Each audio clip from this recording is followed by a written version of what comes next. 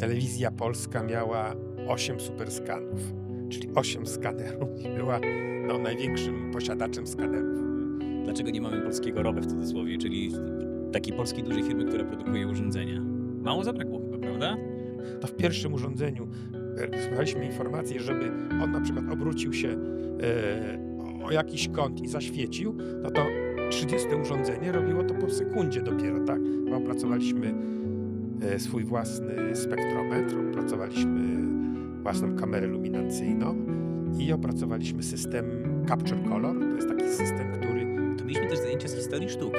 Tak chodziliśmy na nie, większość chodziła trochę za kary. Wszyscy myśleli, pukali się w głowę, po co nam te zajęcia? O Jezu, tak? oprogramowanie, które za pomocą zdjęcia plamy świetlnej oblicza nam bryłę światła. Pytanie. A jeszcze pan nie wie nawet o czym. No, To dopiero będzie no trudno. właśnie. O tym. Czyli czym jest ruchoma głowa? I historią jest wszystko. Nasze życie też jest historią, tak? Więc my tutaj na scenie opowiadamy fragment tej naszej historii. Jeśli z nagłośnieniem jest podobnie, tak? Są miejsca, gdzie idealnie wszystko jest nagłośnione i my nie widzimy żadnych głośników. One są poukrywane, pięknie ukrywane. Nawet nie ma mikrofonów, bo mają gdzieś tam przypięte, gdzieś daleko, tak? I jest magia tego teatru, że on jest magiczny.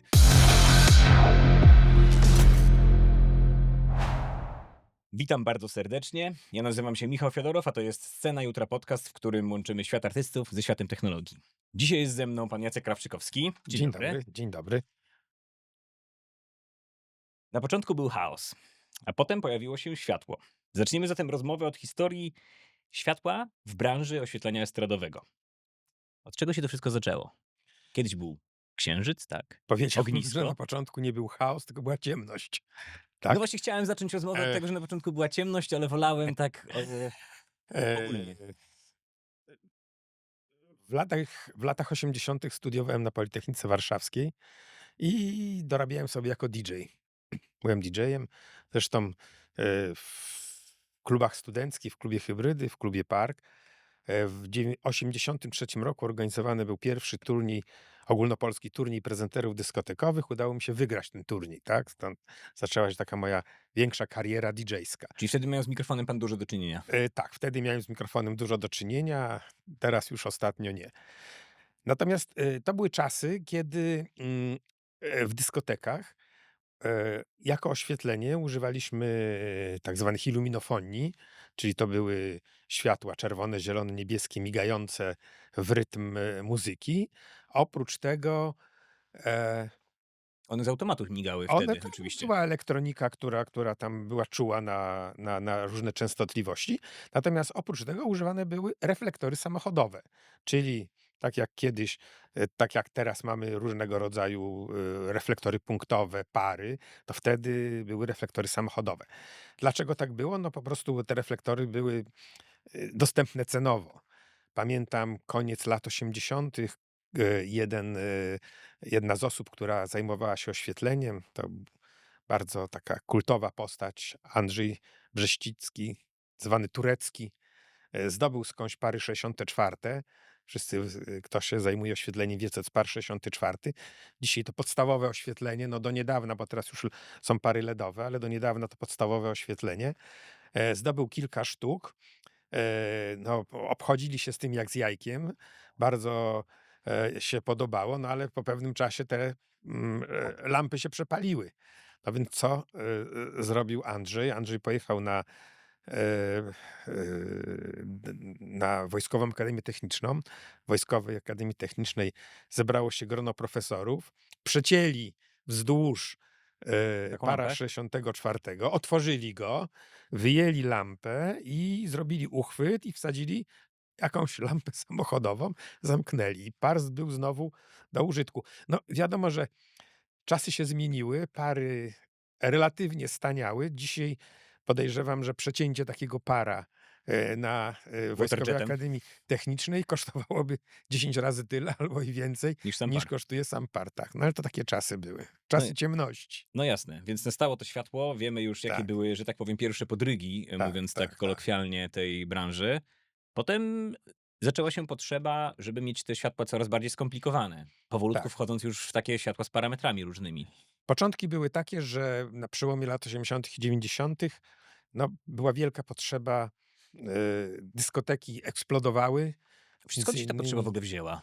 no, eksplodowały dyskoteki, była moda na W dyskoteki, sensie tak. potrzeba na światło. No, ponieważ były dyskoteki, żeby dyskoteki były atrakcyjne, no to trzeba było coś zrobić, żeby przekaz muzyczny był atrakcyjniejszy, tak? No i to najłatwiej zrobić to w ten sposób, że dodać do tego światło. Zresztą to zostało do dziś, no wszystkie festiwale, wszystkie koncerty, no to one składają się z warstwy muzycznej, czyli ktoś musi coś umieć zaśpiewać, musi być to dobrze nagłośnione, no i oczywiście dobrze oświetlone. Teraz dochodzi jeszcze dochodzą jeszcze multimedia, natomiast kiedyś, no to, było światło. Ponieważ była era ciemności, z ery ciemności wychodziliśmy, no to była potrzeba wielu urządzeń oświetleniowych. Rozpo rozpoczynaliśmy od bardzo prostych urządzeń. Uczyliśmy się branży oświetleniowej. Na początku to były urządzenia, które, poruszały się w rytm muzyki. Nie było między nimi żadnej synchronizacji. Im ich było więcej, no to widzieliśmy potrzebę jakiejś, jakiegoś uporządkowania tego ruchu światła, tak? No, Czyli na z tej trochę świecie chałupniczej metody zrodziło się coś konkretnego za tak, chwilę. tak, Pan na o tym świecie powie. tak, na świecie już wtedy to były początki, urządzeń automatycznych, tak? Skanery, takie proste rzeczy. Skanery, tak, tak. No to była pierwszą firmą, która zrobiła automatyczne urządzenia, była firma Varilite. Z tym, że na początku, no historia Varilite jest bardzo, bardzo ekscytująca, no ale to my nie spotkaliśmy się tu, żeby opowiadać historię firmy Konkretnej firmy, Varilite. tylko chcemy porozmawiać Tak, tak. ogólnie o No branży więc oni oświetlenia. pierwsi zrobili urządzenia automatyczne, jeździli na początku z grupą Genesis, później z Pink Floyd. Nie sprzedawali tych urządzeń, tylko je wynajmowali. A inne firmy zaczęły nieśmiałe próby robienia urządzeń automatycznych. Na początku były to skanery. No i w urządzeniach automatycznych mieliśmy możliwość sterowania nimi, tak? Czyli to już nie zostawialiśmy tego na los muzyki, że każde urządzenie w swoją stronę świeciło, tylko my mogliśmy już uporządkować, tak? No było to fascynujące, bo e, na początku lat 90. Telewizja Polska miała 8 superskanów, czyli 8 skanerów i była no, największym posiadaczem skanerów w Polsce. Teraz tyle Tak, ruchomych urządzeń wisi na połowie kreski. tak, tak. No teraz 8 to w ogóle to nikt w ogóle nie zrobił żadnej imprezy z taką ilością, tak. Dobrze, z tej potrzeby zrodziło się coś, bo chciałbym przejść tak powoli, nakierowuję na rozmowę na temat produkcji urządzeń w Polsce, która miała miejsce. I mało w ogóle ludzi o tym wie. I myślę, że słuchacze, widzowie będą zainteresowani. Tak, no, y, ja wychodząc z branży DJ-skiej. klubowej, DJ-skiej, miałem w sobie e, taką, taką werwę handlową, tak, że potrafiłem nie tylko sprzedać muzykę, ale też potrafiłem sprzedać coś jeszcze. Spotkałem na swojej drodze kolegę Marka Słowikowskiego, który produkował te urządzenia, tak. Produkował je bardzo chałupniczo na początku i to były właśnie produkcja z e, e, lamp samochodowych. No i jakoś tak się zgadaliśmy, on zaczął produkować, myśmy zaczęli handlować. No i ponieważ trafiliśmy w dobrym momencie, no to rzeczywiście ta produkcja zaczęła się bardzo, bardzo mocno rozwijać. Mówimy o produkcji firmy Discotech. Diskotek, tak. Mówimy o Znanej w ogóle. produkcji Ludzie do tej firmy pory mówią, Diskotek, że tak, o, tak, tak. zobaczcie, tu jeszcze wisi Discotech. Tak, Diskotek. No były to urządzenia e, Miały swoje wady, pewnie, jak każde. miały swoje wady, miały swoje zalety. No, Były proste w konstrukcji, z tego co pamiętam. były proste w konstrukcji, ale urządzenia te dyskotek były na przykład odpowiedzią na inne urządzenia, które przychodziły do nas z zachodu, urządzenia chińskie, które były e, często nieprzemyślane i bardzo awaryjne, tak? Myśmy spróbowali odpowiedzieć na awaryjność urządzeń chińskich, e, wprowadzając pewnego rodzaju jakieś tam patenty, ulepszenia, gdzie te urządzenia po prostu się nie psuły. Natomiast problem Polski polegał na tym, że my byliśmy wtedy w okresie przejściowym i, pewne części produkowaliśmy tutaj u nas w Polsce, w jakichś tam na przykład były polskie zakłady optyczne i one produkowały w dobrej cenie bardzo dobre, soczewki szklane, gdzie świat urządzeń dyskotekowych przechodzi już na soczewki plastikowe, bo były tańsze. Podejrzewam, że te zakłady produkowały głównie nie na rynek właśnie efektowy, tylko one do Oczywiście czego produkowały? Do to były lornetek? polskie zakłady optyczne, lornetki, aparaty fotograficzne i też, dla wojska. Oczywiście w latach 90. ten przemysł się rozpadł, tak, i te zakłady optyczne po prostu upadły. No i nie miał kto produkować już nam, Trzeba było ściągać z zagranicy. soczewek. One się oczywiście sprywatyzowały, no ale ci prywatni, którzy produkowali soczewki, no podnieśli te ceny szklanych soczewek tak, że urządzenia przestawały być konkurencyjne. Mhm. No bo E, kolejne moje pytanie było o taką alternatywną wizję rzeczywistości, że jednak się, bo już trochę odpowiedział mi pan na to pytanie, dlaczego nie mamy polskiego ROBE w cudzysłowie, czyli takiej polskiej dużej firmy, która produkuje urządzenia. Mało zabrakło chyba, prawda? Czego zabrakło według pana? mm, Ciężko powiedzieć pewnie, wielu pewnie elementów. ciężko powiedzieć, no, gdybyśmy się chyba cofnęli jeszcze raz do tamtych czasów, no to potrafilibyśmy zrobić coś, co mogło być, czymś, przebojowym. Zresztą, Discotek sprzedawał urządzenia za granicę, próbował wejść w rynek urządzeń automatycznych, z tym, że próbował zrobić to w sposób troszeczkę inny niż, niż wszyscy, no i ten sposób okazał się troszeczkę zawodny, tak? Tam, pewne rzeczy okazały się w laboratorium, przy produkcji natomiast w rzeczywistych warunkach, no, zaczynały zawodzić, tak? No i to tak jakoś rozeszło się. No, y, z mnóstwo firm zaczęło sprowadzać urządzenia z Chin, tak? Czyli nie tylko te, dobre marki były obecne w Polsce, Czyli to ale był już problem poprzedniego wieku, ale nie tego tylko. ale tak, no tak, tak. No to tak jak powiedziałem, no, ten problem zaczął się już wcześniej, kiedy, my produkując dobre urządzenia z dobrymi soczewkami szklanymi, gdzie optyka naprawdę była fajna, przegrywaliśmy konkurencję z urządzeniami, które miały soczewki plastikowe, które się wycierały, które nie miały, takich zdolności optycznych jak soczewka, Nie ostrzyły tak, pewnie. nie ostrzyły, y, ale Do dyskoteki klienci to wystarczały. tak jest, ale klienci to akceptowali, bo do dyskoteki to wystarczało. No właśnie. E, czyli dyskotek miał się dobrze, potem troszkę słabiej i przechodzimy tak w przyszłość do tego, że jak to się stało, że pan z produkcji bardziej przeszedł właśnie w dystrybucję. Ja nigdy nie zajmowałem się produkcją. My się zawsze zajmowałem dystrybucją, z Tak, tym, ale że dystrybucją firmy, w której pan pracował, która produkowała. Tak no bo to nie, uściślając. to były 2 firmy, A tak? dwie firmy oddzielne. To były 2 oddzielne firmy, tak. Aha, okej. Myśmy Tego byli nie wiedziałem. podzieleni, tak. Myśmy byli podzieleni. To były 2 oddzielne firmy. Czyli to była de facto dystrybucja dyskotechu, można To była powiedzieć, tak? dystrybucja dyskotechu, tak. To można tak Okej. powiedzieć, że to była dystrybucja dyskotechu. Natomiast no, nam, potrzeba rynku była taka, że te 8 skanerów w telewizji polskiej, no nagle się okazało, że jest potrzeba na więcej, tak? Że Mhm. potem dokupili następne 8, czyli mieli już 16. Potem, była firma Transcolor, która zainwestowała w skanery Martina 1220. Kupiła ich na początku, chyba 16, I później teraz się znowu pomyśli, że 16. oni kupują setki Tak, urządzeń. dzisiaj setkami kupują albo No tak, dwusetkami. ale na koncertach jest 1000 urządzeń na No przykład, tak, tak? a kiedyś było, 100 50 parów albo 100. i 16 skanerów. No właśnie, to się tak rozrasta i rozrasta i tak, to jest moje kolejne pytanie w sumie. No bo, ta potrzeba jest oddolna, odgórna czy gdzieś pośrodku? Żeby te sceny nam coraz bardziej rosły i rosły w ilościach urządzeń, w komplikacji. Zastanawiam się, czy to jest po prostu bo w klubach to jest prosty temat. Konkurencja, klub, który lepiej zaświeci, że tak powiem, No, przyciągnie prawdopodobnie więcej ludzi. Na koncertach to jest tylko ten powód, czy jakiś jeszcze wydaje mi się, inny? że nie. Wydaje mi się, że powód na koncertach jest taki, że każdy chce, żeby ten koncert był atrakcyjny, tak?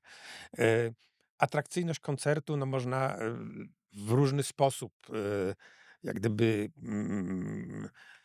robić. No, musi być atrakcyjny wykonawca, tak? No, ale atrakcyjny wykonawca też potrzebuje show, tak? Przypomnijmy sobie nawet w latach, jeszcze 90., czy 2000, no Madonna robiła wielkie showy, które były pięknie reżyserowane.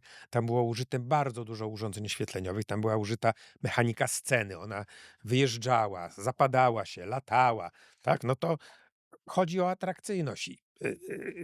Atrakcyjny koncert może nas sprzedać, dużo więcej razy niż koncert mało atrakcyjny. W Polsce była grupa Ich Troje, tak?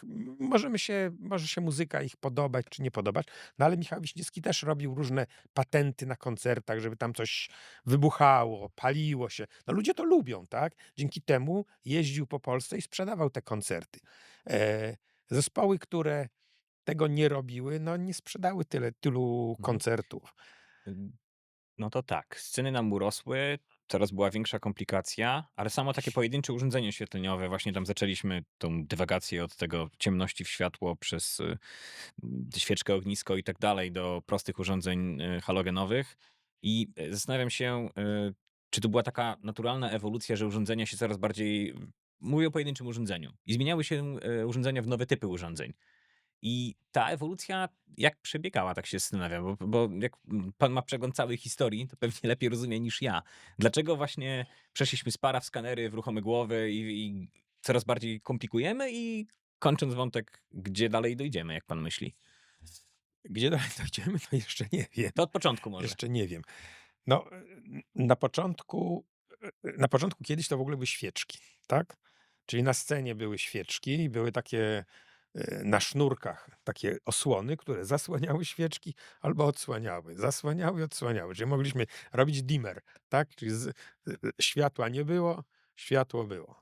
A później były lampy żarowe, tak? Czyli e, no, przełomem takim w tym świecie, jeszcze ja tego nie pamiętam, bo to było bardzo dawno, to był przełom, kiedy powstały pary, tak? Pary, czyli reflektory specjalnie, no może nie specjalnie, bo one nie były projektowane na estradę, ale zostały zaadoptowane na estradę. Były pary, to były reflektory, które świeciły z różnym kątem, tak, pod różnym kątem, stałym kątem zawsze i bardzo fajnie sprawdzały się na estradzie. Były bardzo dobrze na te czasy wydajne energetycznie. No i to był taki pierwszy przełom, tak? Można było kształtować tą scenę w miarę prosty sposób. Ale potrzeba była na kolor też. E, I to pewnie spowodowało, że zaczęły się komplikować urządzenia. tak, ale na początku po prostu pary filtrowało się, tak? No tak.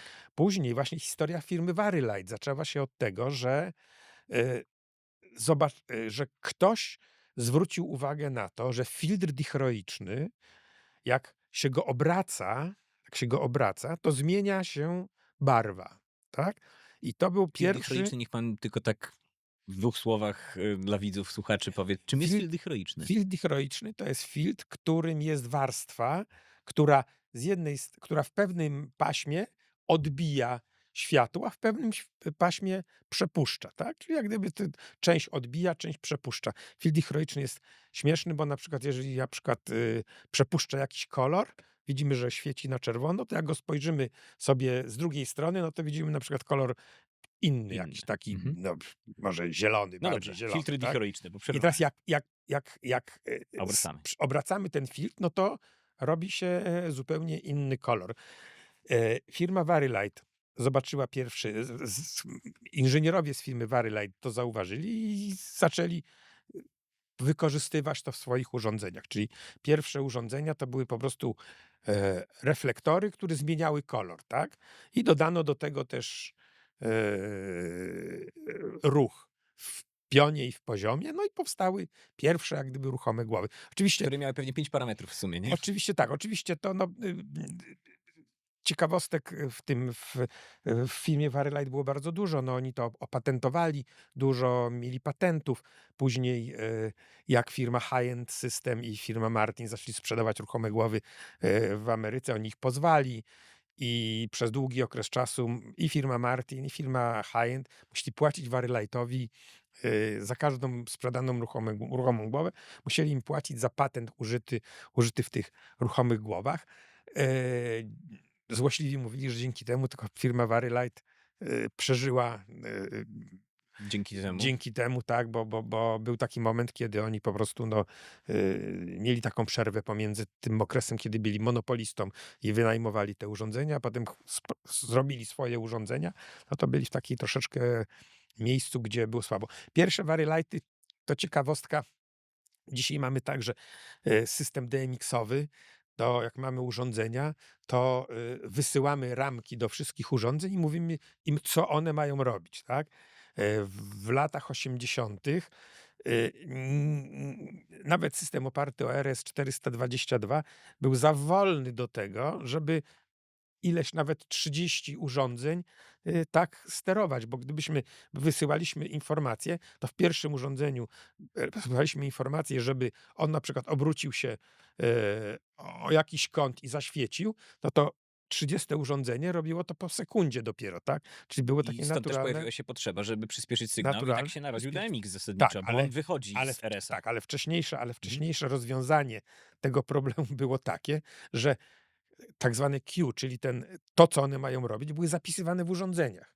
I się tylko Czyli robiło trigger tego tylko Q, czyli trigger, wyzwanie. czyli scena pierwsza, scena druga, scena trzecia, tak? No i one się tam wyzwalały. Była taka próba, żeby pamiętamy, że to nie było 1000 urządzeń, tylko mieliśmy do czynienia z 30 urządzeń, potem 60 urządzeń. Była taka próba, żeby urządzenia sterować analogowo. Czyli do każdej lampy szło na przykład 6 kabli. Tak? Znaczy, jak mieliśmy 60 urządzeń, no to musieliśmy Każdy kabel odpowiadał 360, każdy za kabel inny 6 parametr. kabli, no bo każdy kabel odpowiada za jakiś parametr, tak? Czyli musieliśmy I ktoś to 360 spróbował kabli. zrobić faktycznie? Tak, tak, próbowali. I próba była taka firma, nie pamiętam jak ona się nazywała, no ale tak próbowała Czyli to właśnie. było takie pewnie Bo szeregowe złącze tak, jakieś. oni przede wszystkim próbowali obejść patenty Vari-Lighta. To im najbardziej o to chodziło, tak? A i w ten sposób Bo, mogli bo, obejść, no bo, tak. bo Vari-Light patentował te właśnie przesyłanie danych, tak? Później powstał DMX, ale Vari-Light w dalszym ciągu używał i swojego protokołu, i DMX-u. Nie obydwu naraz, tylko albo tego, ale DMX też, jak używali DMX-u, to DMX szedł do jakiejś skrzyneczki i w skrzyneczce był tłumaczony na ten ich Standard i protokół, dopiero tak, no wysyłany i dalej. dopiero to wysyłali, tak. No i lampy zaczęły być, no bo jak porównamy sobie teraz lampę z z lat 90., tak? No to one Były ciężkie, duże i były toporne. ciężkie, duże i toporne, jakoś tam świeciły, ale gdy porównamy dzisiaj, może nie dzisiaj, ale później następną generację, no to się okazywało, że tak, były lżejsze, miały więcej funkcji, no ale przede wszystkim e, strumień światła wychodzący z lampy był coraz większy, tak, coraz większy. No, to było takie naturalne, że każdy chce uzyskać jak największy strumień światła z tego pojedynczego punktu, tak. Oczywiście wydaje mi się, że doszliśmy do pewnego momentu, kiedy ten strumień światła już większy być nie musi, tak. Czyli takie urządzenia, które mają strumień światła między 10 a 30 000 lumenów, to jest wystarczająca wartość do tego, żeby świecić na estradzie, tak. No dobrze, to tak kiedyś było, że mieliśmy do wyboru dosłownie 1, 2, 3 urządzenia, typy urządzeń, tak. One ewoluowały, coraz były bardziej skomplikowane, coraz to nowsze. No i do wyboru zasadniczo na rynku było tego niewiele. No i przechodzimy teraz do sytuacji w teraźniejszości, gdzie zasadniczo jest tak dużo, że wszyscy mi powtarzają, że nawet nie są w stanie przetestować wszystkich urządzeń. Tego jest tak dużo. No i tu rodzi się pytanie, bo mówimy trochę właśnie już, dobrze, że powoli pan zaczął mówić o strumieniu, o takich właśnie parametrach urządzeń, bo pojawia się potrzeba, żeby stwierdzić w ogóle, jak te urządzenia ze sobą się porównują. No i pytanie brzmi o pomiary oświetlenia. Co pan o tym myśli? Bo firmy robią sobie pomiary w swoich labach, ale każdy robi po swojemu No trochę, właśnie, tak? I to jest trochę chaos przez to. no właśnie, to jest bardzo trudny temat, tak? Z jednej strony warto oczywiście porównać 2 urządzenia oświetleniowe, ale nie tylko pod samym względem to no, bo parametrów oświetleniowych jest bardzo dużo, tak? To nie jest tylko jaka jest ilość światła wychodzącego z urządzenia, bo Albo jak niektórzy jeżeli lubią porównywać, ile watów urządzenie pobiera i no tak, już tak, to tak. 500 No to jaśniejsze niż 400, co jest w ogóle tak, to bzdurą z dzisiaj reguły. jest oczywiście, co dzisiaj jest w ogóle całkowitą bzdurą, bo są różnej skuteczności LEDy i u nas jest taka moda, że musi być LED, im bardziej skuteczny, tym lepszy, co nie jest prawdą, bo czasami mniej skuteczny LED jednak ma lepsze parametry świetlne. Najpierw, co ja myślę o na przykład porównywaniu lumenów. e, Czyli strumienia czyli świetlnego, które strumienia wychodzi z oprawy, świetlnego. tak żeby była jasność. Według mnie no, to jest takie troszeczkę złudne, bo my możemy powiedzieć, że nasze urządzenie jest w kategorii 10 000 lumenów, 20 000 lumenów albo 30 000 lumenów. E, Jeżeli jest urządzenie, które ma 17 000 lumenów, a drugie ma 19 000 lumenów, to e, żaden, nawet specjalista, jeżeli będziemy mieli 100 urządzeń jednych i 100 urządzeń drugich na estradzie, to nie będzie żadnej różnicy. Po prostu żadnej. Nie będzie tego widać, tak? To Chociażby jest, dlatego, że ludzkie czyli oko widzi w taki sposób, że że różnica akomoduje, 10% tam na dokładnie, górze jest w ogóle on się nieodróżnialna. całkowicie akomoduje, to nie ma kompletnie znaczenia. Natomiast co ma znaczenie? No ma znaczenie jakość tego światła, tak? Czyli jeżeli mamy urządzenie, które ma słabej jakości LEDy, które Przez słową jakoś pan ma na myśli na szczególnie przykład pewnie wskaźnik oddawania barwy. wskaźnik oddawania Mhm. barw, tak. Czyli wskaźnik oddawania barw też jest takim parametrem, który jest troszeczkę nie do końca, nie do Zestarzał się końca trochę. trochę się zestarzał, nie do końca jest takim parametrem, obiektywnym bardzo, tak. Natomiast chodzi bardziej o to, że to u mnie. Dobrze, niech dzwoni. Chodzi o to, że na przykład pewne LEDy na przykład nie mają pewnego koloru, na przykład nie mają jakiegoś czerwonego, tak? Jak nie ma czerwonego, no to go nie ma po prostu, tak? I świecenie na biało jest oczywiście okej, ale jak zaczynamy bawić się kolorami, no to zaczyna być troszeczkę nienaturalne, tak? Jeżeli mamy urządzenia, które mają oświetlać człowieka, to jest bardzo ważne wtedy, żeby one były dobrej jakości, żeby, y, żeby skóra ładnie wyglądała, tak, żeby to było bardzo naturalne. No, byliśmy ostatnio na Muzeum Jutra i tam pokazywaliśmy obraz, jak jest oświetlony różną temperaturą barwową. Już nawet nie chodzi o I to, że różnym odwzorowaniem barwowym i też. różnym, tak, różnym Wskaźnikiem. Mhm. wskaźnikiem barw. No to ten sam obraz, no, wyglądał zupełnie inaczej, tak, zupełnie. A To to była były ciekawa 2. historia, że pokazywaliśmy właśnie na takiej bardzo, bardzo ciepłej temperaturze barwowej, rzędu chyba tam 2000 z hakiem kelwinów bodajże.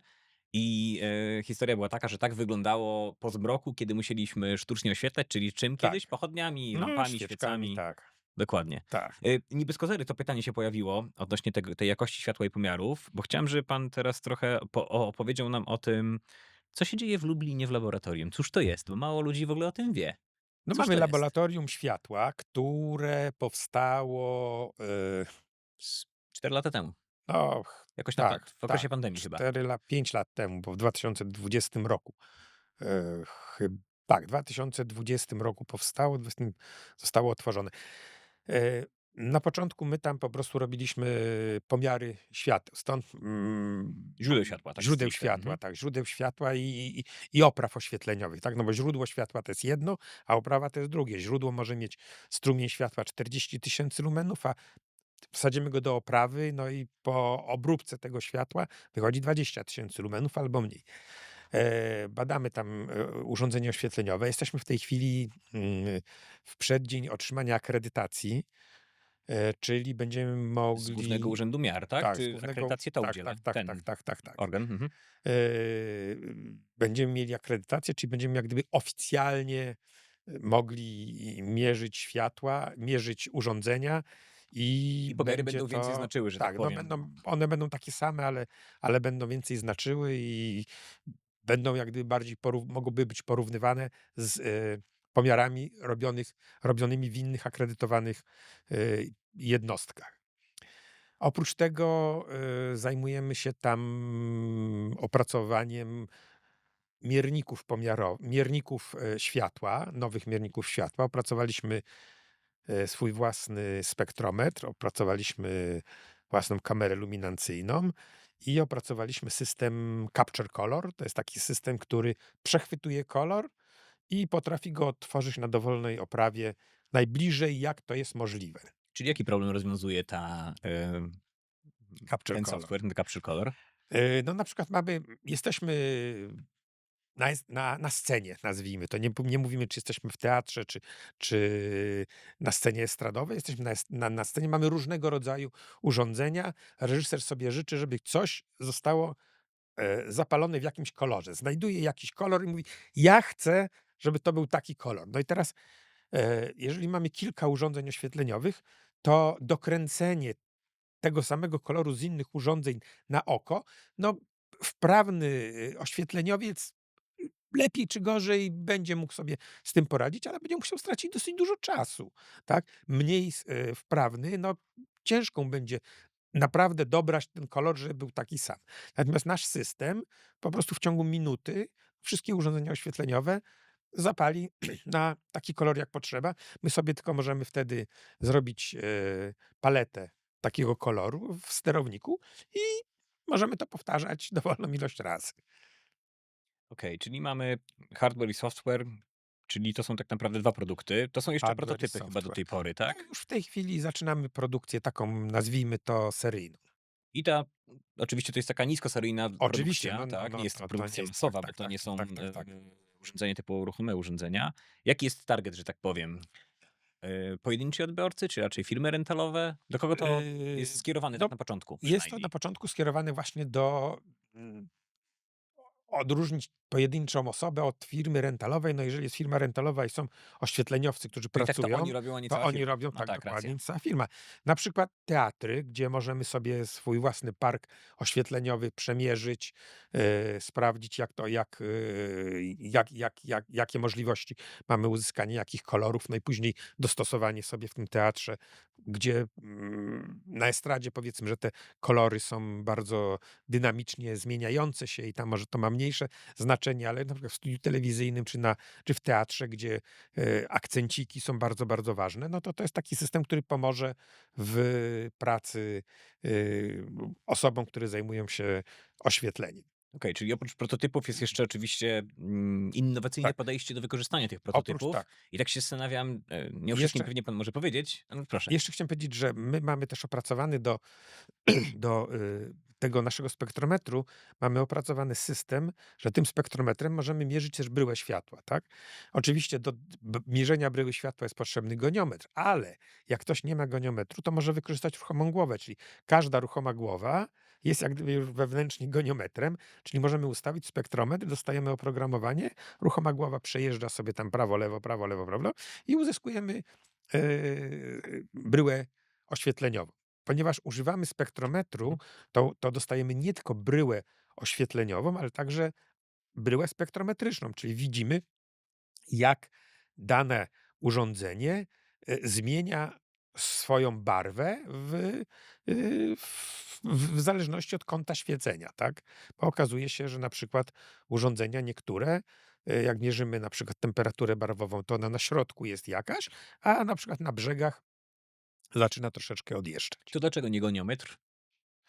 No goniometr dlatego, że każdy oczywiście może sobie dokupić goniometr, Jaka tylko jest że to jest komplikacja? Ja wiem, ale nie, chciałbym, nie, żeby może nie, no pan to powiedział. goniometr nie jest żadną komplikacją, tylko to jest dodatkowy Ale jest potrzebny duży budynek do tego zasadniczo, do naszych lamp, prawda? Bo yy, musimy się oddalić z fotometrem od źródła światła o i tak, przynajmniej tą graniczną i wartość tak, i nie. fotometrowania. To znaczy dla naszych urządzeń generalnie graniczna odległość fotometrowania wynosi około 5 metrów, tak? 5 metrów, czyli Tak, tak, teoretycznie w tak, bo 5-metrowym teoretycznie budynku dałoby no radę to zrobić. tak, tak, 5 Aczkolwiek jest metrów. dużo trudniej goniometr wysterować i się czeka na pomiar. To jest chyba też komplikacja. Tak, ale nasz goniometr wykorzystuje pewne, funkcje sztucznej inteligencji, uczenia Wszędzie teraz jest sztuczna uczenia tak, inteligencja. uczenia głębokiego i, bo normalny goniometr działa w ten sposób, że, y, jeździ od 180 stopni, przejeżdża, ze stałą prędkością, tak? W naszym goniometrze, czy w naszym tym systemie, z ruchomą głową jest tak, że najpierw są tak zwane przeloty próbne, czyli przelatuje próbnie, jeden przelot I jest robi go szybko. próbny. Tak, robi go szybko, ale robi przelot próbny, no bo później, jeżeli my mierzymy, mamy bardzo szybki pomiar, ale jeżeli jest gdzieś bardzo dużo światła, to możemy to bardzo szybko zrobić. A tam, gdzie jest mało światła, no to musimy troszeczkę dłużej. Nie są to jakiś duży czas, no ale jakiś troszkę dłuższy musi być. No i teraz nasz goniometr później jak zaczyna mierzyć, to nie mierzy tego w stałej prędkości, tylko przy, e, przy małej ilości światła porusza się powiedzmy e, z prędkością taką jak ten goniometr stacjonarny, nie stacjonarny, ale Właśnie, ten bo rozróżnijmy starego to, typu. bo starego typu goniometr po prostu obraca całym urządzeniem. obraca całym Tak. urządzeniem. A ten? A ten też obraca całym No urządzeniem. właśnie. Tak samo, tylko że goniometr starego typu działa z tą samą prędkością wszędzie. To jest nasz goniometr, tam gdzie mało światła, Tak. obraca się z tą prędkością, co goniometr starego typu, natomiast tam, gdzie jest dużo światła, przyspiesza. I w ten sposób Tak? szybciej pomiar Tak. Po wykonuje. drugie, Mhm. goniometr starego typu, no takie są normy, że on musi od -90 do +90 stopni.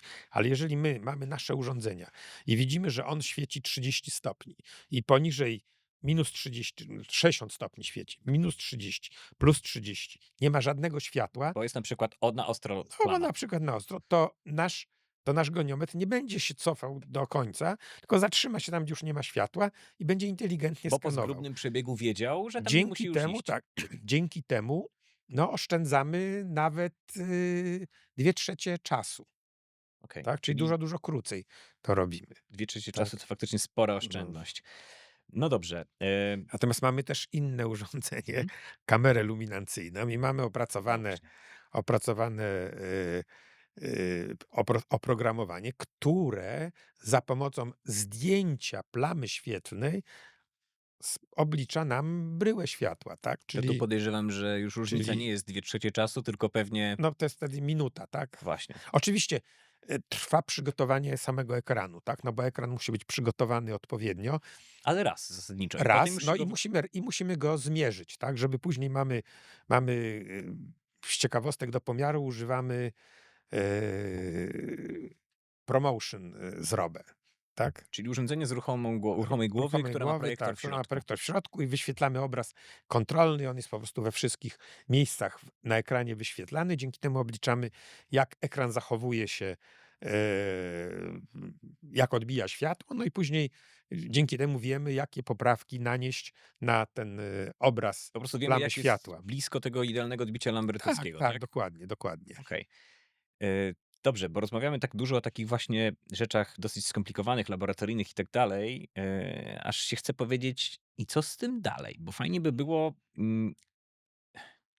co chcę powiedzieć? Ciężko jest to przekazać dla użytkownika końcowego, no bo oni sobie mogą przeczytać to wszystko, o czym pan powiedział. Wszystkie te parametry. Może to być ultra skomplikowana karta katalogowa dzięki temu, tak? No ale teraz ten ktoś musi umieć te urządzenia porównać. No i teraz, jak to zasadniczo zrobić? Sorry. Jak to zasadniczo zrobić, żeby to trochę uprościć, tak? Czy trzeba zacząć właśnie od edukowania, tak? I do tego chciałbym za chwilę przejść. Czy jest jakaś metoda, żeby właśnie, brzydko mówiąc, output z takich pomiarów był klarowny, zrozumiały i łatwy do porównania między urządzeniami? Bo od tego się zaczęła ten wątek, tak? Że właśnie trudno jest urządzenia porównać. Edukacja, edukacja, edukacja, jeszcze raz edukacja. To przejdźmy do tego, co jest najważniejsze. I ona nie dotyczy tylko samych pomiarów, ale dotyczy wszystkiego, tak? Dotyczy tego, co. No bo jeżeli to jest zawsze tak. Kiedyś była taka reklama, że jeżeli mamy dwa produkty i nie widzimy różnicy, no to po co przepłacać, prawda? Czyli jeżeli ktoś nie widzi różnicy, to, to Typu 10% jasności na oko nie robi różnicy, ale na kamerę robi na przykład no już, tak, nie? ale jeżeli ktoś tego nie widzi, no to on tego nie widzi, tak? I go I nie teraz przekonasz. trzeba go tak. I teraz oczywiście ta jakość wszystkiego wpływa później na jakość tego produktu końcowego, czyli na przykład na jakość koncertu, tak? Jeżeli będzie ktoś fałszował i jeszcze był słabo nagłośniony, słabo oświetlony, no to nikt nie będzie chciał oglądać takiego koncertu, prawda? To my musimy sprawić, żeby ten koncert był wyprodukowany jak najlepiej.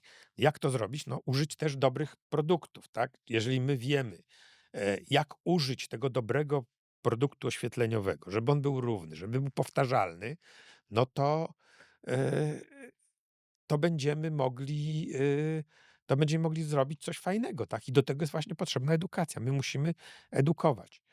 No właśnie. Edukować i jeszcze raz Jak z tą edukować. edukacją w naszej branży? No bo to jest taki wątek, który jest moim konikiem trochę, no bo są różne wydziały na uczelniach, nie mówiąc na razie w ogóle o szkole średniej, której w ogóle już brakuje, tak, takiego technikum oświetlenia, ale przynajmniej na studiach jest dużo takich wydziałów, które coś próbują robić, coś w cudzysłowie.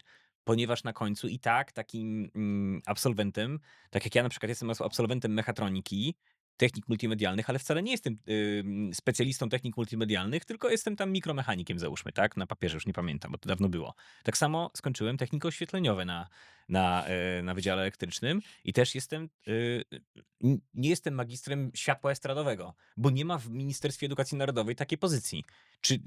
I teraz pytanie, czy odgórnie, czy oddolnie jest problem? To znaczy, czy nie ma takiej potrzeby jakiegoś takiego, powiedzmy, takiej inicjatywy oddolnej, nie wiem, naszej branży, czy może uczelni, czy może samych studentów, którzy chcieliby mieć w końcu taki zawód branżowy, który jest faktycznie uznawany jako zawód? Czy to powinno być odgórnie jakoś narzucone? Czy to jest problemem, czy ogólnie No sama edukacja? Bo z edukacją chyba nie jest tak źle, nie, prawda? Tak do końca. wydaje mi się, że to no, odgórnie nikt nic nam nie da, tak? To powinno być oddolnie. Ci ludzie, którzy ale oddolnie to nie znaczy tylko, że to muszą być sami ci ludzie, którzy pracują w tych zawodach, scenicznych, ale na przykład dyrektorzy teatrów, Czyli ci, którzy reżyserzy. potrzebują mieć Oni też powinni wyedukowanych być tak pracowników. zainteresowani, Mhm. żeby ich pracownicy byli wyedukowani, oni żeby pracownicy oczywiście oni sami muszą być wyedukowani, oni sami muszą rozumieć, co potrzebują. I oni powinni, e, wymagać od, swoich pracowników czegoś, co jest, e, no, co jest fajne, em, co spełniałoby ich, życzenia, ich marzenia. E, Rozmawialiśmy o scenie jutra, tak? Właśnie do tego Scena chcę jutra przejść. scena jutra między innymi powstała z takiego powodu, że chcieliśmy, żeby spotkali się ludzie sceny, ale ludzie różnych branży, tak? No bo człowiekiem sceny jest oświetleniowiec, człowiekiem sceny jest nagłośnieniowiec, jest reżyser, jest scenograf, ale też, yy, Dużo innych tak zwanych niewidzialnych, czyli niewidzialnych, tak. rigerzy. Tak, dokładnie, dokładnie. Nawet człowiekiem sceny są ludzie, którzy robią makijaże, tak? Którzy robią peruki. No to są też ludzie sceny, tak? Oni tam pracują. I teraz każdy z nich coś chce, ma swoją wizję. I każdy z nich mówi o swojej wizji, e, i każdy mówi inaczej, każdy mówi co innego. Ale jakbyś spojrzeć na to tak z góry, to się okazuje, że oni wszyscy dążą do tego samego, tylko mają inne języki, e, Inne inne narzędzia, narzędzia, tak? inną I edukację. dokładnie. I scena jutra powstała po to, żeby to połączyć, żeby ci ludzie się połączyli i zobaczyli, że jak ja będę coś chciał, to ja mogę znaleźć coś albo kogoś, kto mi to da, tak? E, Jak będziemy rozmawiali na odległość, no to rozmawiamy o dwóch różnych rzeczach. Czyli tak jak to nasze hasło, które na początku chyba powiedziałem na pewno nawet, że łączymy świat artystów ze światem technologii na scenie jutra. I tak się zastanawiam, czy właśnie to nie jest jakiś klucz. Miałem kiedyś na technikach multimedialnych, gdzie mieliśmy dużo takich zajęć właśnie, nawet mieliśmy w ogóle zajęcia z oświetlenia, z takiego stricte estradowego, ale też z montażu obrazu i dźwięku i tak dalej. To mieliśmy też zajęcia z historii sztuki. I tak chodziliśmy na nie, większość chodziła trochę za kary. Wszyscy myśleli, pokali się w głowie, po co nam te zajęcia? O Jezu, tak? No i tak z perspektywy czasu patrzę, że to właśnie chyba jest ważne, żeby taki technik Oczywiście, trochę miał jednak ale jak poczucie. najbardziej. No, są jasne punkty w szkołach wyższych, tak? Na Politechnice Lubelskiej jest kierunek inżynierski o multimediach, tak? On chyba sobie dobrze radzi całkiem z tego, co słyszałem. Sobie dobrze radzi, tak, sobie dobrze radzi. Miała powstać jakby druga część tego kierunku, czyli kierunek już studiów magisterskich. Na razie nie powstał. No, zobaczymy jak inżynierowie wyjdą, no bo on powstał niedawno, więc dopiero pierwsi inżynierowie wychodzą z uczelni. Zobaczymy, co będzie z nimi dalej. E, Na Politechnice Wrocławskiej Piotrek Kozłowski, doktor Piotr Kozłowski, który prowadzi tam zajęcia, no, uczy akustyków, ale próbuje tym akustykom, którzy Przemycić będą trochę światła, pracowali gdzieś tam na scenie, przemycić światła, multimediów, w ogóle technologii sceny, no bo żeby on rozumiał też, gdzie on pracuje, żeby tak? spojrzeli z tego To jest lotu to, ptaka, co tak jak pan powiedział, tak? Że oczywiście ten to jest jest wszyscy walczymy o ten sam dokładnie, no. cel, czyli ten sam obrazek. Jeżeli ktoś chce być oświetleniowcem, to musi zrozumieć kolor. To powinien przyjść ktoś z Akademii Sztuk Pięknych i wytłumaczyć, co to jest kolor, na czym polega mieszanie kolorów, tak, na czym polega odbiór tej takiej barwy, a nie innej, tak? Czyli historia sztuki troszeczkę, tak? To, że on jest oświetleniowcem, on powinien to wiedzieć. Jak on będzie to wiedział, to on inaczej spojrzy na tą scenę, będzie właśnie bardziej rozumiał, będzie wiedział wtedy, dlaczego to urządzenie jest lepsze od tego, dlaczego tu możemy uzyskać lepsze kolory, a dlaczego tu inne kolory. Być może czasami nie chodzi nawet o to, czy to urządzenie jest lepsze, czy to urządzenie jest gorsze, tylko to urządzenie służy mi do tego, a to urządzenie służy mi do tego. I świecimy Tak? wybiórczo na Tak. I przykład. żeby on zrobił Mhm. to świadomie. No właśnie, do tej świadomości, takiego obrazka scenicznego i takiego, powiedzmy, wyczucia trochę artyzmu, tak mi się przynajmniej wydaje, nie wiem, czy pan się ze mną zgodzi, czy nie, pomaga, fotografia. Ja na przykład jak, kiedyś dużo fotografowałem, za czasów jeszcze mieliśmy nawet zajęcia, taka ciekawostka, na mechatronice mieliśmy zajęcia z fotografii analogowej. Normalnie wywoływaliśmy z zenitów film, klisze znaczy się, tak? Po co o tym mówię? Bo widzę, że sporo właśnie realizatorów światła robi zdjęcia, tak? I to chyba pomaga, tak? Wydaje mi Żeby się, że, żeby ten obrazek zrozumieć. bardzo pomaga, dlatego że e, Kończąc wątek, jest takie powiedzenie, że fotografia to jest szukanie światła. no właśnie, bardzo pomaga, dlatego że przede wszystkim jak ktoś robi fotografię, to uczy się myśleć obrazami, tak? Obrazem, Kadrem takim, tak? kadrem, tak, Mhm. obrazem. On widzi to w obrazie. No i teraz jak tworzymy scenę świetlną, no to jest obraz, tak? My robimy obrazy. Ktoś robi zdjęcia, no to jest bardziej wrażliwy na te obrazy i wydaje mi się, że łatwiej mu jest tworzyć te fajne obrazy, no. Trochę to będzie może naciągane, co powiem, ale tak się zastanawiam jeszcze o innym aspekcie. O takim opowiadaniu historii, tak? No bo w większości takich rzeczy, które tworzymy artystycznych, ważne jest opowiadanie historii. Takie, nawet w tej rozmowie, którą mamy. Ja mam jakąś tu pewną historię, którą próbuję opowiedzieć od No początku do tak. końca. Tak samo na scenie tak jest. Oczywiście nie samym światłem, tylko wszystkimi tymi parametrami, o których pan mówi, ale, wracam cały czas do tej mechatroniki, bo tak miło ją dosyć wspominam. Mieliśmy zajęcia tam z Zanussim, który nam, to były zajęcia z, nie wiem, czy on się reżyseria nazywała i też tak się zastanawialiśmy, po co nam te zajęcia o takim opowiadaniu historii? On nam z grubsza opowiadał o tym, jak właśnie opowiedzieć historię od A do Z, jak właśnie, zaciekawić widza i przede wszystkim jak ten, po angielsku mówiąc, attention span, czyli to, jak długo ktoś jest w stanie skupić się na tej historii, yy, spowodować, żeby ten nasz widz po prostu ciekawie na to patrzył, tak? I się zastanawiam właśnie, czy to nie jest ważny aspekt przez wiele osób tak trochę pomijany. Takie opowiadanie historii światłem, multimediami, dźwiękiem. W skrajnych opowieściach sceną jest wszystko. Nasze życie jest sceną. I historią jest wszystko. Nasze życie też jest historią, tak? Więc my tutaj na scenie opowiadamy fragment tej naszej historii. Jeśli opowieść będzie ciekawa, no to będą ludzie nas chcieli oglądać. Jak będzie nieciekawa, no to sorry, no ale dzisiaj mamy taki wybór, że nie będziemy tego oglądali. To z tych właśnie pobudek, o których powiedzieliśmy, powstała scena jutra właśnie? Czyli z takich No pobudek edukacyjnych, właśnie takiego trochę łączenia. tak. y, Trochę tak chcieliśmy przedstawić, może nie przeciwstawić, a właśnie przedstawić technologię artystom i artystów technologii, tak?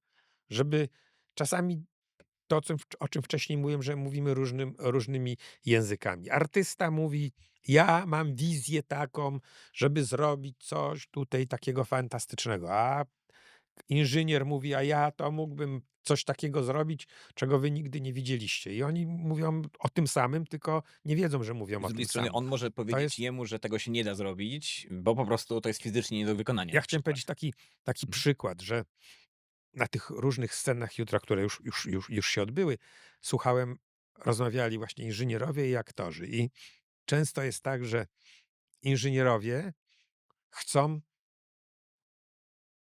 uszczęśliwić aktorów, żeby im dać jak najwięcej technologii. Żeby im dać jak najwięcej technologii, I ich prawie bo przykryć. prawie przykryć, tak.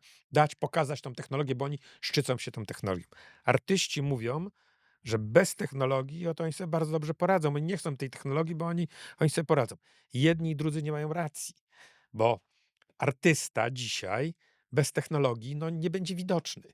Ale technologia nie służy do tego, żeby być technologią dla samej technologii, tylko ma służyć do tego, żeby tego artystę pokazać. Ubarwić, Tak? podkreślić. Ja osobiście na przykład e, zawsze uważałem, że światła na przykład w teatrze służą do tego, żeby one pokazały nam aktorów, tak? Natomiast nie chcemy widzieć świateł. Mnie denerwuje, jak ja siedzę w teatrze i widzę Punkty. punkty świetne, widzę jak one świecą. Mnie to denerwuje, A to nie jest takie trochę bo taka specyfika ludzi z branży, którzy cokolwiek nie oglądają z oświetleniem, jak pracują w oświetleniu, to kompletnie inaczej oglądają ten no, spektakl niż właśnie oczywiście, no wszyscy inni. jak najbardziej. No i to Ale jak, podświadomie to może denerwować jak, ludzi, którzy ale nie są z ale branży. uważam, że właśnie to jest niepotrzebne.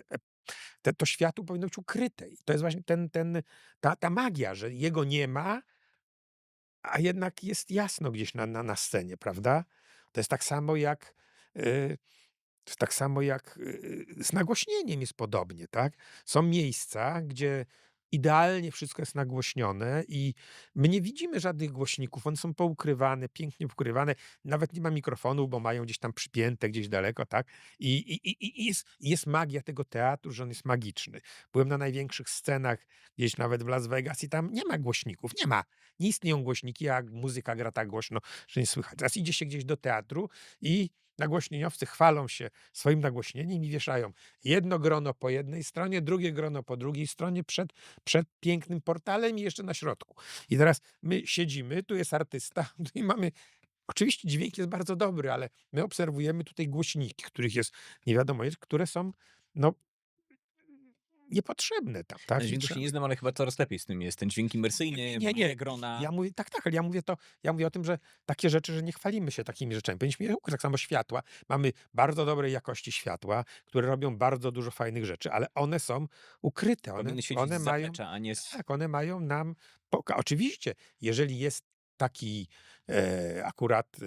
akurat na scenie pokazywany jest koncert, no bo na scenie jest koncert, to te światła mogą zjechać i pokazywać się, że one świecą, no bo pokazujemy koncert, tak? Wręcz czasami są elementem Ale scenograficznym, tak jest. tak? Ale jak pokazujemy na przykład, że gdzieś rzecz dzieje się gdzieś, nie wiem, gdzieś nad rzeką, księżyc świeci, tak? No i tutaj nagle wiszą jakieś tam urządzenia oświetleniowe, no to nie, no. Psuje to trochę efekt To nie, końcowy, dokładnie, tak? no. Okej.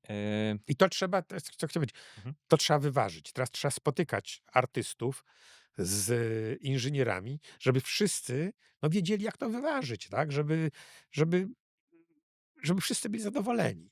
No właśnie, czy to w ogóle jest do zrobienia, tak się zastanawiam, no bo może inaczej. Nie ma jednej metody, bo ta metoda ewoluuje, tak jak cała branża ewoluuje. Tak jak kiedyś było mało typów urządzeń, tak jak rozmawialiśmy o tym, że na początku były same pary, same proste urządzenia, aż przyszliśmy do sceny, która generalnie ugina się na kratownicach od ciężaru urządzeń w setkach liczonych, gdzie kiedyś były liczone w pojedynczych dziesiątkach, tak, teraz w tysiącach wręcz. Taka, nie wiem, Eurowizja ostatnio gdzieś przeczytałem jakąś ilość urządzeń, No które była tak, na Eurowizji. To były jakieś tysiące. tak absurdalne, nawet nie to było chyba 3000 coś w ogóle. Jak, kto to w ogóle ogarnia? Ale co chcę powiedzieć? y, Chyba 800 wyciągarek na no, na przykład. przykład, no. 20 kilometrów prerigu samego, No czyli tak. kratownicy, która jest przed kratownicą, tak? Która jeszcze poniżej ma kolejną kratownicę.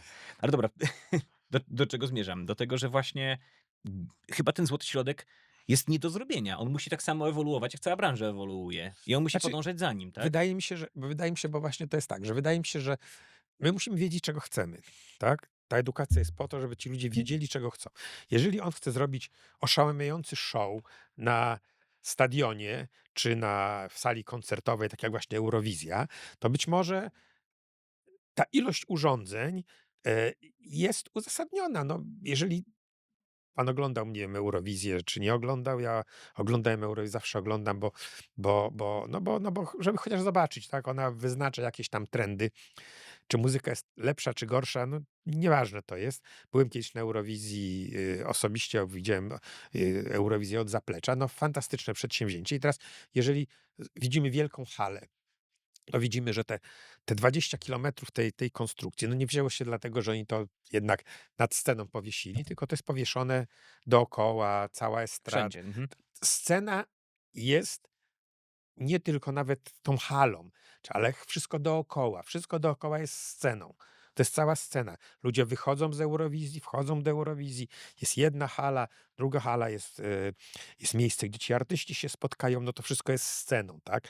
To wszystko jest sceną. Dzięki temu też uzyskujemy no bardzo ciekawy przekaz, no bo ten przekaz nie jest z jednej kamery cały czas na scenę coś pokazuje, tylko on jest z jednej kamery, z drugiej, w jednym miejscu, w drugim. Nie wiem, Wszystko czy musi pan wyglądać. zauważył, że oczywiście to jest zrobione dlatego, że każdy kraj ma swojego własnego lighting designera, który to robi i tak dalej, przygotowuje się, ale każdy występ na Eurowizji jest inny, tak? Jest kompletnie inny.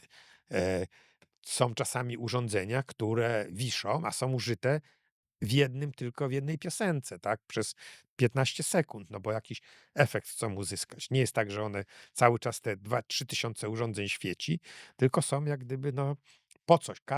Każde urządzenie jest po coś.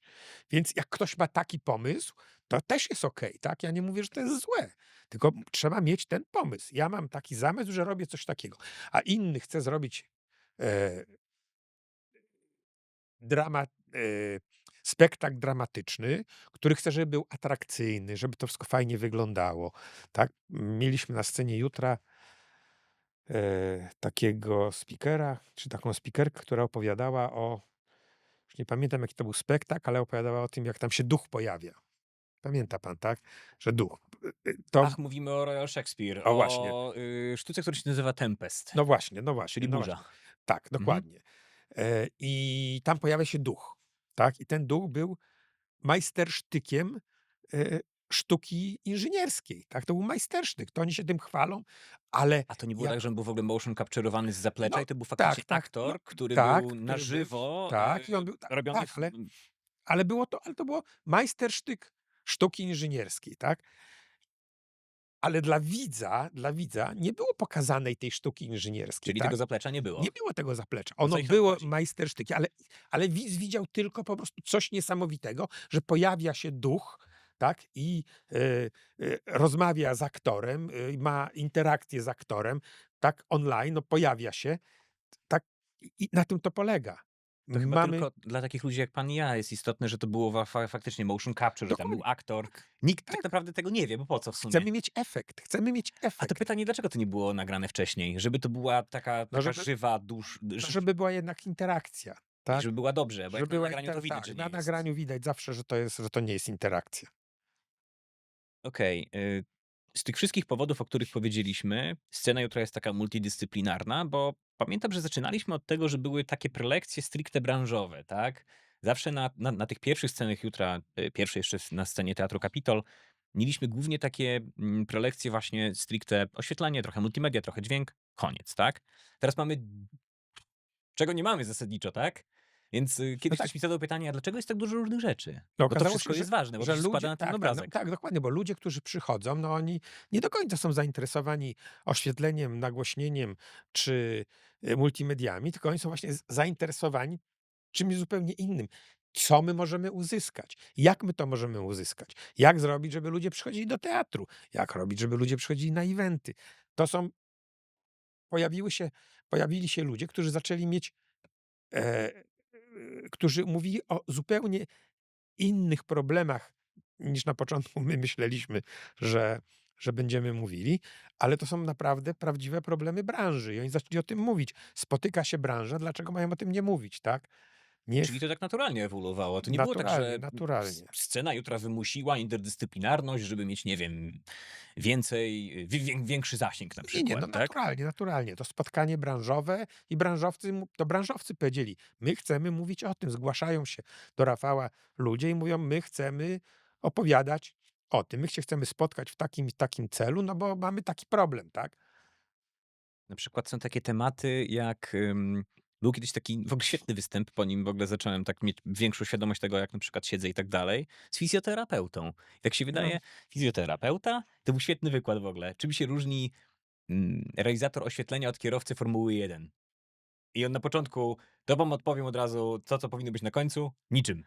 Bo No zasadniczo tak. też mamy takie warunki pracy, że siedzimy dziwnie, bardzo długo w jednym miejscu. To się tyczy pewnie wielu zawodów, tak? Ale tutaj szczególnie. Ja widzę często, jak ludzie gdzieś siedzą na tym case'ie, tak? Z laptopem na kolanach i potem się zastanawiają, No czemu im właśnie, plecy bolą. I dużo było takich tematów, jakichś psychologicznych. no właśnie, to jest I one są ważne a właśnie. propos tego, jak czegoś nie widać, no to tak jak oglądamy na przykład Taniec z Gwiazdami, tak? No Taniec z Gwiazdami to tak, na pierwszym planie widzimy gwiazdy z Jury tancerzami, jury i w drugim planie widownie. i w drugim planie widownie. I scenografię. Drugi plan to jest to, co widzimy pomiędzy, czyli e, tych, którzy uczą tańczyć, którzy uczą śpiewać, tak, no tańczyć przede wszystkim w Tańcu z Gwiazdami to jest Mhm. tańczyć, tańczyć. A w trzecim planie, którego my nie widzimy, są na przykład rehabilitanci. Nie wiem, czy pan wie, czy wszyscy wiedzą, że na przykład w Tańcu z Gwiazdami jest cała ekipa rehabilitantów przez cały okres, którzy siedzą i rehabilitują. e, Naciągnięte mięśnie, takie tak, rzeczy tak, na bieżąco. rehabilitują, tak na bieżąco. Jak No. w sporcie, jak w piłce nożnej zawsze Dokładnie, jest dokładnie, lekarz dokładnie. To rehabilitant. tam tak samo jest w A to nie Tańcu z wiedziałem. Gwiazdami. No właśnie, ja też nie wiedziałem, a dowiedziałem się od tego, byłem gdzieś na rehabilitacji, no i firma, rehabilitant, u którego byłem, no mówił właśnie, że jego koledzy i on tam, no jeżdżą tam właśnie na Taniec z Gwiazdami i robią takie rzeczy, że po prostu tam są po to, że jeżeli ktoś jest zmęczony, ma skurcz, skręci sobie nogę, no to oni go na bieżąco pomagają, żeby doszedł do formy, tak? To jest A ważny tego wątek. już w ogóle nie widać. Tak, to jest ważny wątek, pewnie go nie pociągniemy niestety, ale w naszej branży to jest właśnie czasami zaniedbywane, te pracy po nocach, w rozjazdach, tak? Dbanie o siebie, o zdrowie i o to, żeby właśnie kiedyś dobrze słyszałem od kogoś z jakiejś firmy rentalowej, że najedzony i wypoczęty pracownik jest 5 razy lepszy niż taki, który pracuje ciągiem, że tak powiem, tak? No, Ale to chyba każdej w branży każdej branży specyfika. tak chyba jest. Właśnie. Dobrze, porozmawialibyśmy pewnie o jeszcze wielu tematach, ale trochę nas tutaj już Czas zamyka goni. rama czasowa, więc na koniec mam taki stały element programu, który właśnie dzisiaj wprowadzimy. Będzie to pytanie, które będzie skierowane do każdej osoby, tylko będzie dotyczyło innej rzeczy. Pytanie brzmi, żeby opisać daną, jeszcze nie mówię co, na razie niech pan się wczuje w to, co to będzie za pytanie, żeby opisać daną technologię, coś, w czym się dana osoba specjalizuje, w 3 różnych stopniach komplikacji. Tak jakbyśmy mówili do przedszkolaka, do absolwenta liceum, który na przykład jest w przededniu wyboru studiów i do specjalisty z branży, tak? Czyli przykładowo chcę powiedzieć komuś, czym jest, nie wiem, tablet, to jednemu wytłumaczę dziecku, że to jest urządzenie do Ekranik. oglądania bajek i do klikania na nim, tak? Studentowi wytłumaczę, że to jest urządzenie na Androidzie, który ma procesor coś tam, a fachowcy z branży, powiedzmy, już trzeba było powiedzieć o tym, jakiego typu to jest ekran, ile nanometrów ma procesor i tak dalej. Taki stopień komplikacji. Więc pytanie brzmi, Trudne pytanie.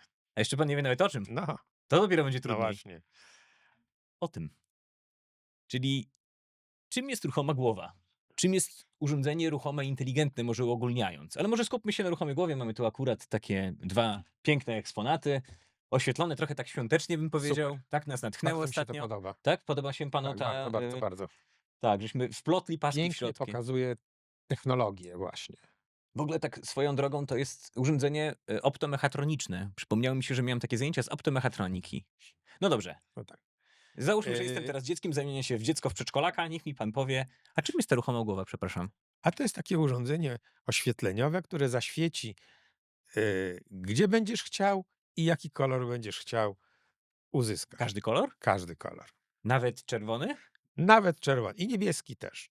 A można pomrugać tym światłem? Można A pomrugać. jak to się robi? Jak się mruga? A po prostu mówimy ruchomej głowie, żeby pomrugała i ona mruga. Mówimy do niej? Możesz Może pomrugać? nie do niej mówimy, Aha. mówimy do sterownika. Aha, A w dobrze. sterowniku No myślałem, musimy że tak mogę pomówić. poklikać. No nie. Dobrze, byłem dzieckiem, to teraz jestem licealistą. A czym jest to skomplikowane urządzenie, które ludzie nazywają ruchomą głową? A czemu ruchoma głowa? To jest urządzenie, które Tak jak głowa się rusza? e, rusza się w 2 stopniach swobody. Czyli tak jak Czyli głowa w w przód, w tył i w panoramie boki? i w tilcie. Co znaczy panorama i tilt? Panorama to jest ruch wzdłuż panoramy, czyli jeżeli patrzymy na Tak jak panorama tak jak racławicka. panorama racławicka, patrzymy tylko panorama racławicka ma no ma 360 stopni.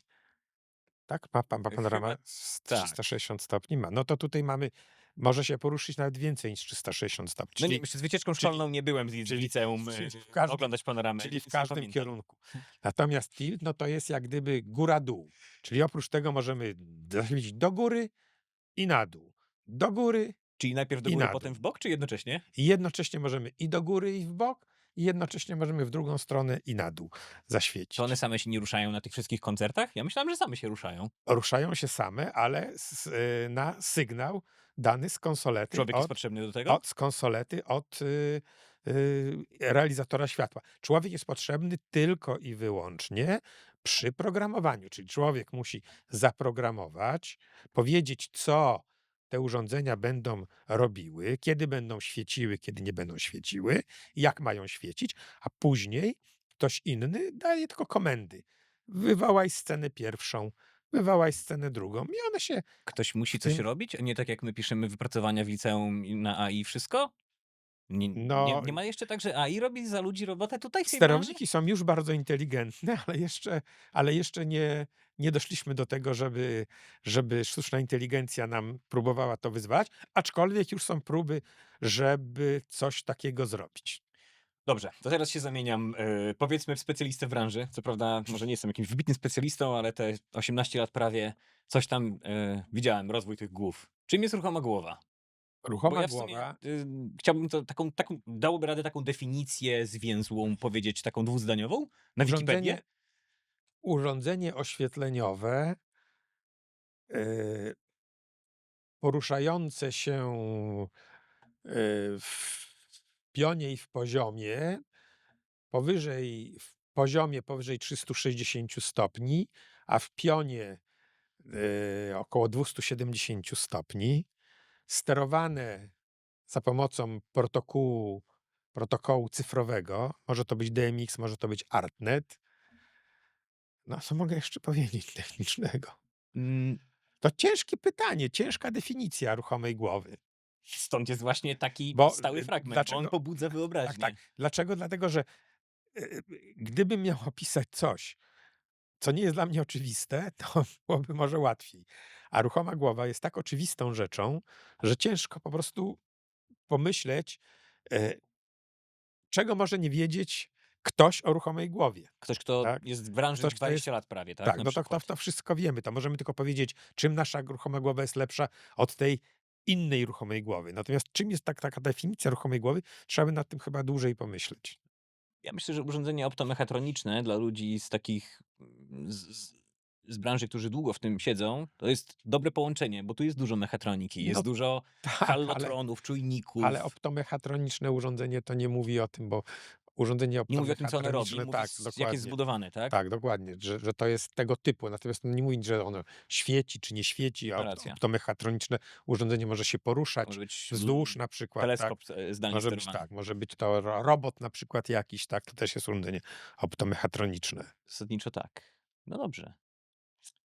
Faktycznie. To chyba To jest, najtrudniejsze pytanie było dla fachowcy z tak, branży, jak wytłumaczyć coś, na czym on się zna. co jest tak, dokładnie. I Ale wbrew pozorom chyba łatwiej wytłumaczyć komuś, dziecku? dziecku, niż właśnie inżynierom, którzy nigdy nie mieli do czynienia z ruchomą Ale głową. powiem tak, to pytanie jest na tyle istotne, bo ja je trochę zrozumiałem, sam sobie na nie odpowiadałem, próbowałem na nie odpowiedzieć, nie tylko o ruchomej głowie, tylko ogólnie o różnych technologiach, czy o programach, o programingu, o multimediach i tak dalej, bo one pozwala mi samemu tak się zastanowić nad tym właśnie, czym to w ogóle jest, tak? No Bo właśnie, zajmujemy się, sprzedajemy te głowy, nie tak, wiem, ale serwisujemy. wydaje mi się, że tak, że pojęcie ruchoma głowa jest tak, jak gdyby takim, to jest taka nazwa zwyczajowa, to jest pojęcie takie, Po prostu z angielskiego tak, przetłumaczone tak, tak, moving tak, head i ale my już. możemy powiedzieć, że ten moving head, no to jest po prostu, ta ruchoma głowa to jest po prostu urządzenie oświetleniowe, które świeci w dowolnym kierunku, spójrz, w dowolnym kierunku, w dowolnym kolorze i z dowolnym, no może nie z dowolną siłą, tylko z jakąś siłą świecenia, którą można zmniejszyć albo zwiększyć. Można dodać Tak? przymiotnik inteligentny, ale ja nie jestem fanem Inteligentny, tego no tak, tak, przymiotniku. nie, Bo co ona dzisiaj, sama robi? No nie robi dzisiaj tak, przecież sama. dzisiaj to jest passé, inteligentny. Raczej automatyczne bym powiedział. Automatyczny, tak, Tylko to urządzenie też jest automatyczne. kiepskie słowo, bo potem ludzie pomyślą, Że a automat, że dobra, ona sama se to to ludzie robi. w ogóle tego nie robią, tak jak ten dokładnie, no. licealista, który powie, że a to na AI wszystko się robi bo wie pan, że niektórzy ludzie myślą i nic z tym złego, bo to wszystko jest właśnie dobrze wtedy schowane, że zasadniczo to jest to się prawie samo robi. No, no tak, ale ci ludzie, to o tym rozmawialiśmy, No właśnie, o że dla tych edukacji. ludzi, że dla, tak, nie, ale Nie, mówiliśmy, dla widzów to jest nieistotne. dla widzów to jest nieistotne, dla widzów to się może samo robić, tak, urządzenie się może, tego operatora ma być nie widać, No w tak? sumie ja nie zmierzam do tego, że nie wiem, jesteśmy niedocenieni, Nie, broń niewidzialni Boże, nie, i broń Boże. musimy nagle tam, nie wiem, strajk zrobić branży, żeby ludzie Nie. zrozumieli, że na tych deskach teatru to ci aktorzy wyszli, bo była ciężka praca, tak? Raczej, żeby przynajmniej gdzieś był ten Jak, takie ziarenko, że jak pan ogląda film, czyta później listę płac, to w niektórych filmach lista płac trwa dłużej niż film. Może tutaj przesadziłem, ale ale są takie dokumenty na jest tak, przykład, tak. I teraz tak, ale krótkie formy. pan wie, pan wie i wszyscy, kto grał główną rolę, Reżyserem czasami, nie kto wszyscy. jest reżyserem, ale to już mniej, kto stał za kamerą jeszcze mniej, kto był na przykład scenarzystą jeszcze mniej. A wszyscy inni ludzie, no nikogo to nie interesuje, No tak? tak, make-up, efekty, No, tak zwany foley artist, czyli ci, co dodają te dźwięki no potem, tak, do filmu. No właśnie, to są ludzie też niewidzialni. No i w sumie, nie wiem, oni pewnie też nie mają jakiejś gigantycznej potrzeby, żeby no, nagle się uzewnętrzniać i no być tak, docenionym, dokładnie, tak? no. Myślę, że powoli zakończymy tą ramą, tym ostatnim pytaniem. Dziękuję bardzo. Dziękuję bardzo za rozmowę. Myślę, że kiedyś do niej wrócimy, bo jest dużo tematów na naszej scenie, o których można dyskutować, tak jak dużo tematów poruszamy na scenie jutra, więc mam nadzieję, że następnego odcinka w niedalekiej przyszłości. Dziękuję bardzo. Dziękuję również.